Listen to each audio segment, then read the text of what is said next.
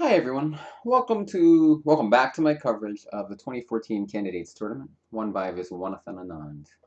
This is a weird game where he's playing Aronian, who was kind of uh, trailing him just by a little bit. I think maybe just a half point going into round 8 out of 14. So a really important game for both players, and a very strange game, as you're about to see. So this is, first of all, Queen B3 is a very odd move.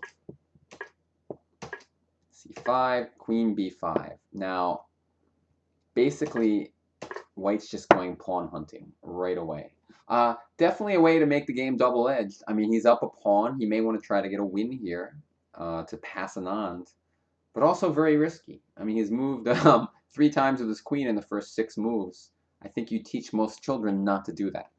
So after e5, a6, Black's getting all these free moves, and then what he does now, he just develops his pieces normally. And with the idea that, I mean, look, 3 pieces develop, and he's castled. Yes, the position is closed, so the lead in development is not huge. However, what's the idea of this move? Bishop to d2. It's like, why not bishop to d2? Probably then, I'm kind of curious what he would have done against bishop to d2. Honestly, I don't know. Let's see what Houdini says. He just says move the bishop back. I mean, the idea would be to like take away the best square from the knight, I guess. It's a little bit of a strange move to me, bishop to b4. Right, knight to d2 is played. And now I think Black plays a pretty good move. After a5, castles. Black to move here. What move would you strongly consider in this position?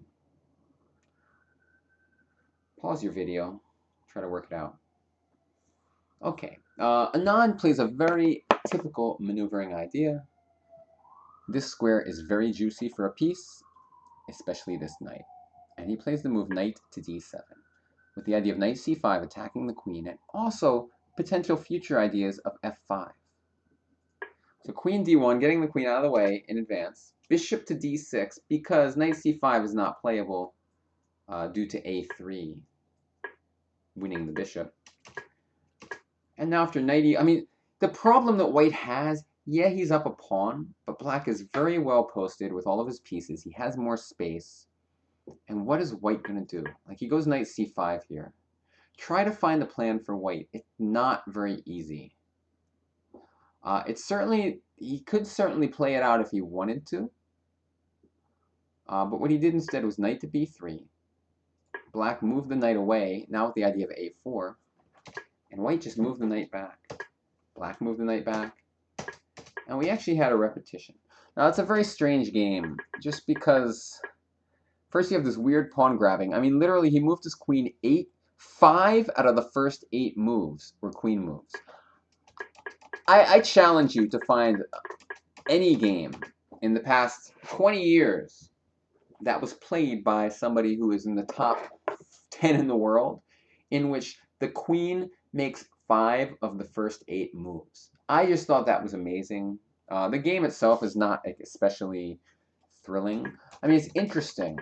It's interesting that even in this position, despite being down a pawn, White really doesn't have an advantage. If you turn on Houdini here, it even thinks Black is slightly better, but usually it just kind of says even.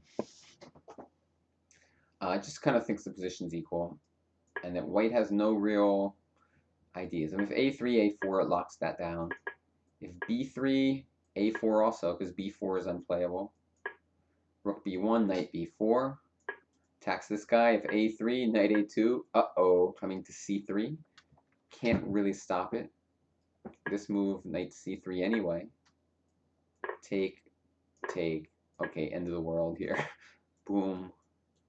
You get the idea. It's just very, very hard for White to do anything. So, like, a disappointing result by Aronian, because, this is the candidates. This is your chance, Come challenge Carlsen. But he didn't really do anything to Anand with White here.